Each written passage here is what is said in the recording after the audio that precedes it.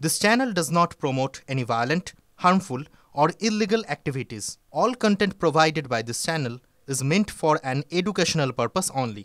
Top quality और consistent performance के लिए सिर्फ सिल्वर पंप्स नाम याद रखना। आज प्रेस कॉर्नार शुरू करब जे खबर दिए एकेबारे विधानसभार लबी থেকে চুরি গেল বিধায়কের ফোন।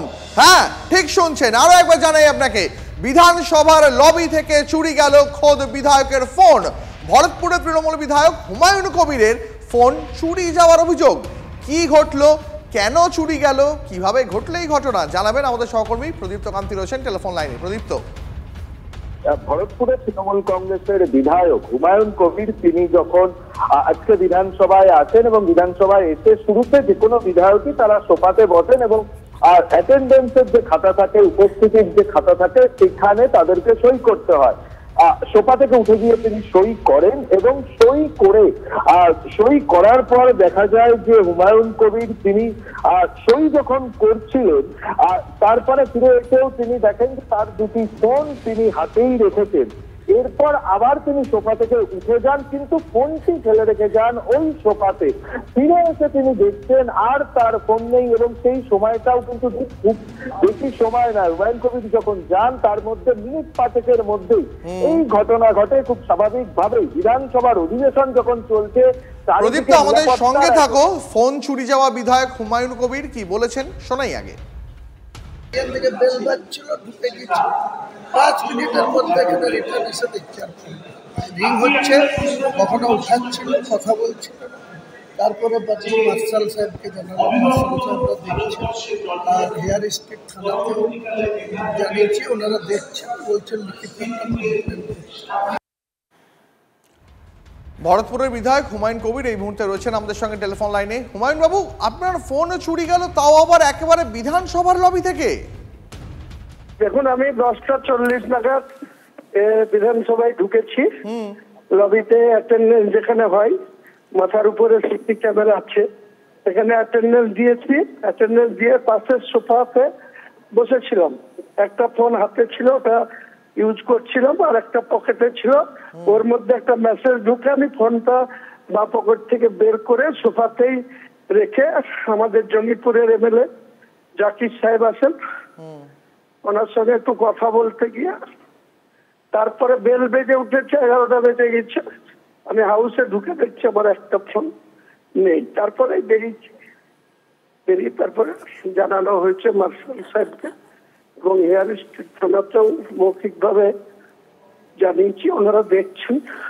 কিন্তু হুমায়ুন বাবু, একেবারে বিধানসভার লবি যেখানে আপনারই সহকর্মীরাই আপনার আশেপাশে ছিল, বেশিরভাগটাই তাই, সেখান থেকে আচমকা আপনার মতন একজন নেতার ফোন চুরি করবে, এত বড় সাহস কার হলো?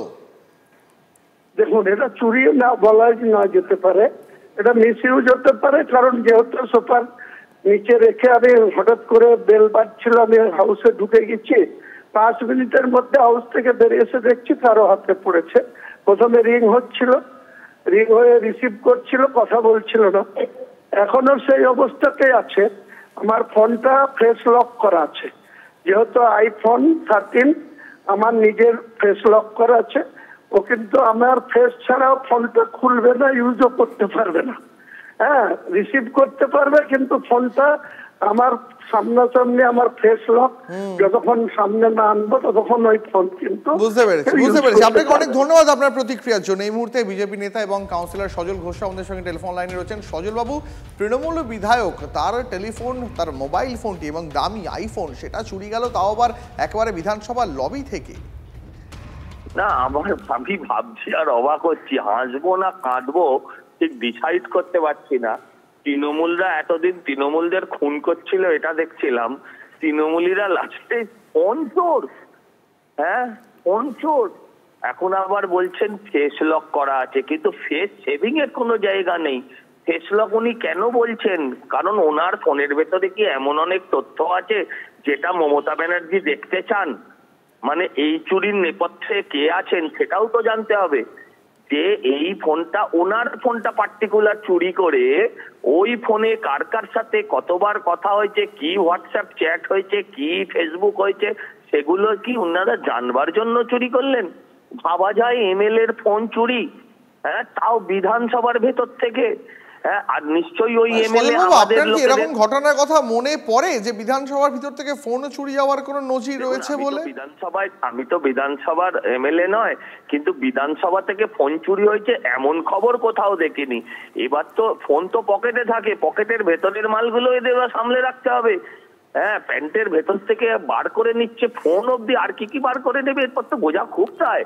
সজলবাবু, একটা শেষ প্রশ্ন। সত্যি এরকম ঘটনা আমরা শুনিনি, কিন্তু আপনার কি মনে হয় যে মোবাইলটা চুরি করেছে তার উদ্দেশ্য কি? মানে সে কি ছিচকে চোর, নাকি মোবাইলে কি রয়েছে খুব ঠান্ডা মাথায় সেটার জন্য চুরি করেছে?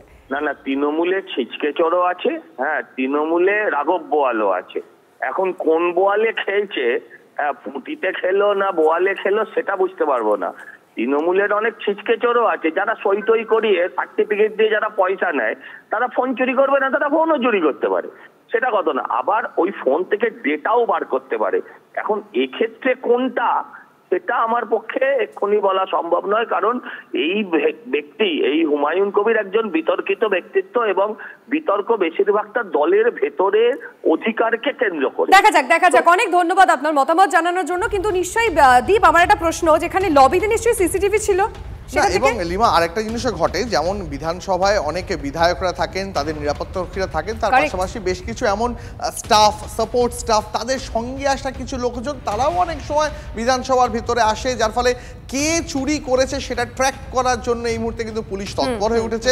যেমনটা হুমায়ুনবাবু আমাদের জানালেন যে তিনি ইতিমধ্যেই পুলিশে অভিযোগ নথিভুক্ত করেছেন, এবং যেহেতু আইফোন, সেহেতু সেই ফোনটি কেউ চুরি করে নিলেও হুমায়ুনবাবু যে দাবি করছেন যে ফেস আনলক ব্যবহার না করলে ফোন আনলক করা যাবে না, সুতরাং যে চুরি করেছে তার খুব একটা লাভ হবে না বলেই দাবি করছেন। কিন্তু প্রশ্ন তো থেকেই যায়, এটা যেহেতু বিধানসভার লবি, এখানে তো আর যে কেউ সাধারণ মানুষ ঢুকে যেতে পারে না। একেবারে একদম হাই সিকিউরিটি জোন লিমা, হাই সিকিউরিটি জোন। এখানে ঢোকেন খোদ মুখ্যমন্ত্রী মমতা বন্দ্যোপাধ্যায়, গতকাল থেকে বাজেট অধিবেশন শুরু হয়েছে।